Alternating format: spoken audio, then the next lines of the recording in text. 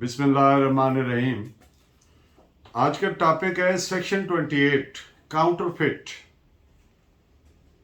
ताज़ीरात पाकिस्तान में काउंटरफिट की definition provided है in section 28। The word counterfeit literally means in Urdu बनावट बनाना या बनावटी चीज तैयार करना, नकली चीज तैयार करना। It is defined as a person is said to counterfeit who causes one thing to resemble another thing, intending by means of that resemblance to practice deception or knowing it to be likely that deception will thereby be practiced. यानी जब कोई आदमी इस नीयत के साथ resemblance वाली चीज तैयार करे, मिलती जुलती मुशाबहत रखने वाली, और तैयार करने की नीयत ये हो कि किसी शख्स को धोखा हो सके, यानी वो इस बनावटी चीज को असली समझ ले, इस नकल को असल समझ ले, या इसका इल्म रखता हो बनाने वाला कि इससे किसी दीगर शख्स को धोखा हो सकता है, might be deceived। इस सेक्शन की दो एक्सप्लेनेशंस हैं। Explanation 1 read as it is not essential to counterfeiting that the imitation should be exact. Counterfeit के जुर्म के इर्तिकाब के लिए ये कतन जरूरी नहीं है कि जो काउंटरफिट आर्टिकल है, चीज है, जो भी है, वो बिल्कुल एग्जैक्ट हो, रेप्लिका हो, हूबहू नक्का बिल्कुल हूबहू हो, ये जरूरी नहीं है। और एक्सप्लेनेशन 2 क्या है? When a person causes one thing to resemble another thing and this resemblance is such that a person might be deceived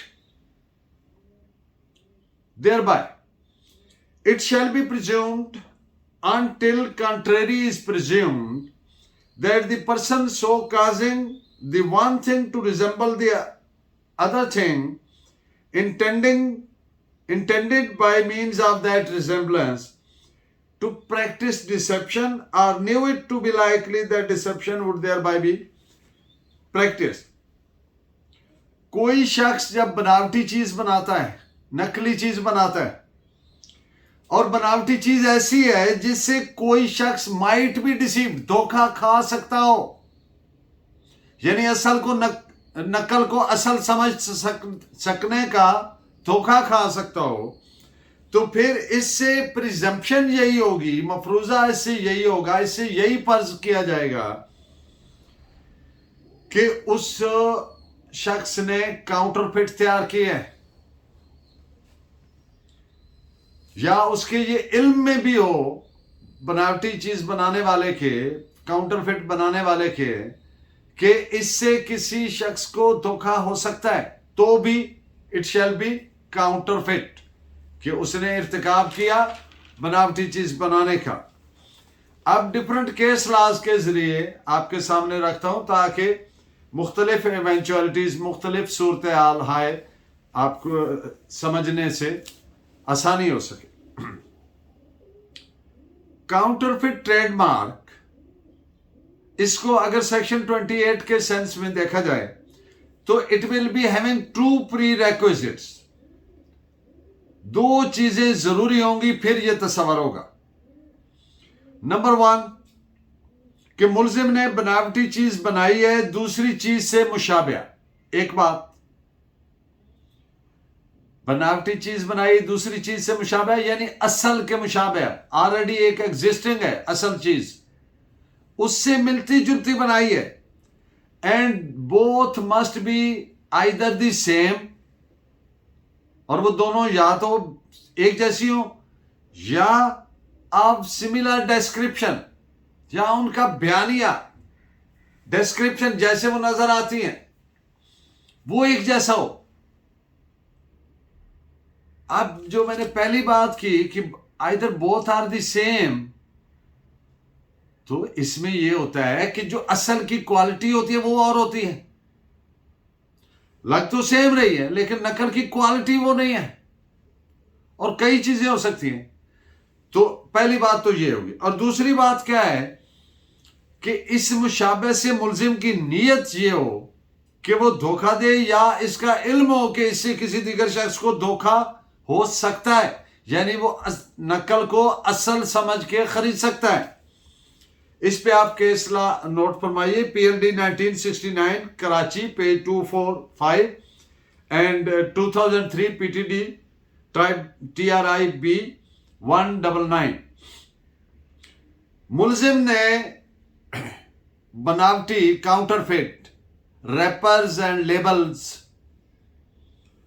बनाए जो मुद्दाई वालों से स्लाइटली डिफरेंट थे, बिल्कुल मामूली से डिफर करते थे। तो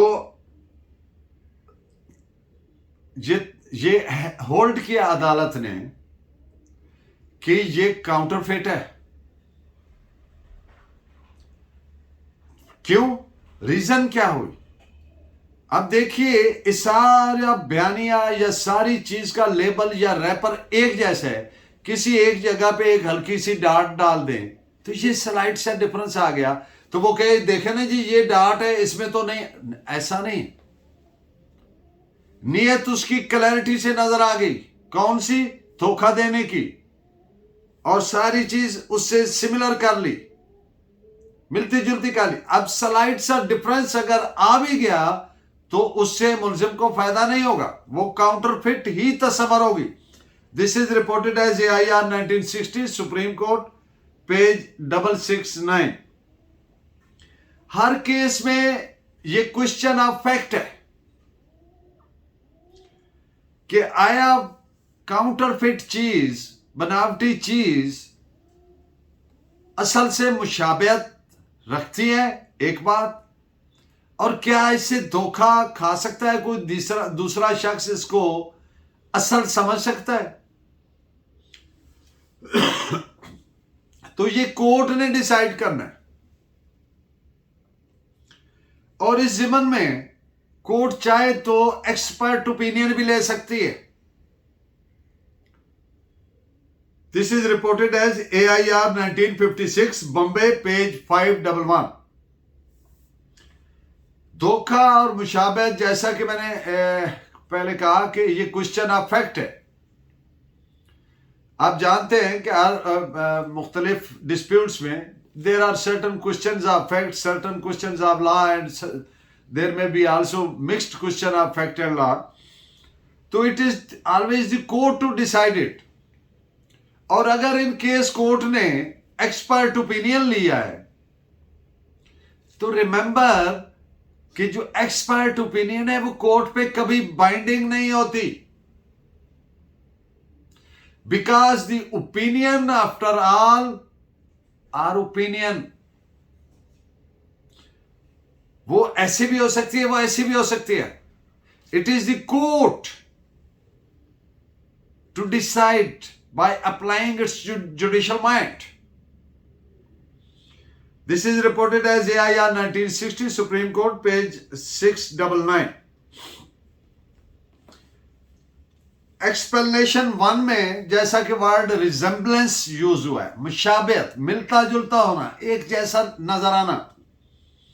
मुशाबहत का कतन ऐसा होना जरूरी नहीं कि वो बिल्कुल एग्जैक्ट रेप्लिका हूबहू हो, ये कतन जरूरी नहीं है कि वो बिल्कुल असल जैसी ही हो, बल्कि उसका असल जैसा नजर आना, उससे मुशाबे होना, मिलता जुलता होना, जिससे असल का धोखा हो सकता है, would suffice to constitute the offense of counterfeit।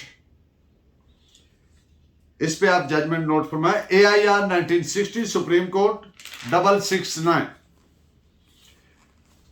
जब एक जाली नोट किसी भी तौर से बज़ाहिर दिखने में असल नोट से मुख्तलिफ जाहिर नहीं होता,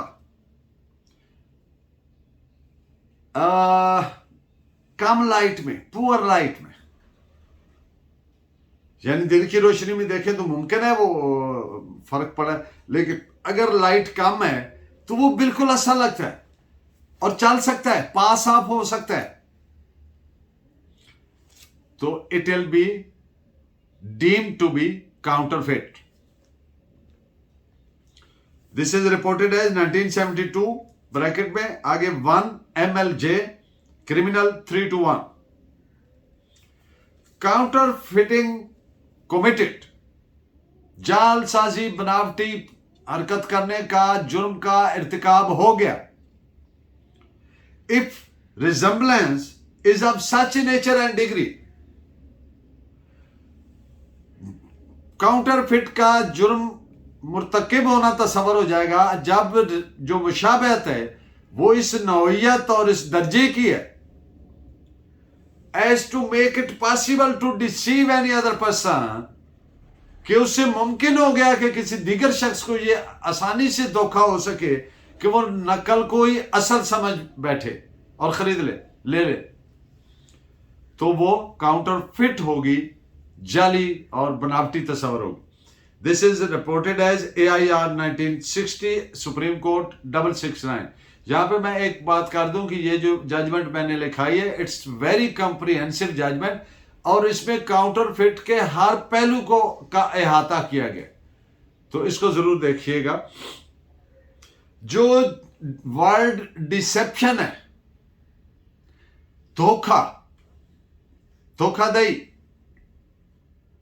it is the crux of the offence of 28, यानी काउंटरफिट के जुर्म का लुबे-लुबाब खुलासा, मेन चीज जो है वो डिसेप्शन है, या ये इल्म होना कि इससे किसी दूसरे आदमी को धोखा हो सकता है, तो जुर्म का इर्तिकाब हो गया. अगर ये नहीं है तो जुर्म नहीं है. This is reported as AIR 1938 NAG 444. जब मुशाबहत ऐसी हो कि किसी शख्स को धोखा हो सकता है, यानी माइट बी डिसीव्ड, यानी वो नकल को असल समझ ले, तो फिर प्रिजम्पशन क्या होगी, क्या फर्ज किया जाएगा, क्या मफरूजा बनेगा कि नकल बनाने वाले की नीयत या इल्म यही था क्या कि धोखा देना. ये बात एक्सप्लेनेशन 2 पे रिलायंस करके ये जजमेंट है एक्सप्लेनेशन 2 की पैरामीटर में. This is reported as AIR 1931 Calcutta page 445. And in the end of today's lecture, the term passing off and counterfeiting are not one and the same thing. Both are different. Passing off, चल जाना, एक किसी चीज का चल जाना. मिसाल के तौर पर ये केस है, उसके मुख्तसरन फैक्ट्स रखता हूं. मैज पासिंग ऑफ जो है वो काउंटरफिटिंग तस्वर नहीं होगी, सिर्फ पास ऑफ होना. मसलन एक आदमी स्टाम्प वेंडर है, स्टाम्प फरोश है, वो एक आने का या 1 रुपए का, इसमें एक आना यूज हुआ है जजमेंट में, इसलिए मैंने एक आना ही कह रहा हूं, वैसे तो आजकल आना नजर भी नहीं आता. 1 आना का स्टाम्प बेच रहा है, लेकिन वो उसकी मेक ऐसी है कि जो 1 रुपए वाला स्टाम्प है वो समझ के भी वो पास ऑफ हो जाता है, चल जाता है, तो ये काउंटरफिट का जुर्म नहीं बनता. किस लिए कि उसको जो 1 आना वाला 1 रुपए की जगह पे चल गया, उसकी मेकिंग जो थी, उसकी बनावट जो थी, उसको जो बनाया गया, तो वो तो इस तरह से बनाया ही नहीं गया कि इसको डिसेप्शन प्ले किया जाए, प्रैक्टिस किया जाए. तो इसलिए उसमें इंटेंशन नहीं है उसको बनाने में कि ये धोखाधड़ी हो, तो ये एलिमेंट्स चूंकि उसमें नहीं है, इसलिए वो जुर्म 28 यानी काउंटरफिट का नहीं बनता. Thank you very much for watching. Keep me guiding by your valuable comments. Thank you very much. Allah ने के बाद.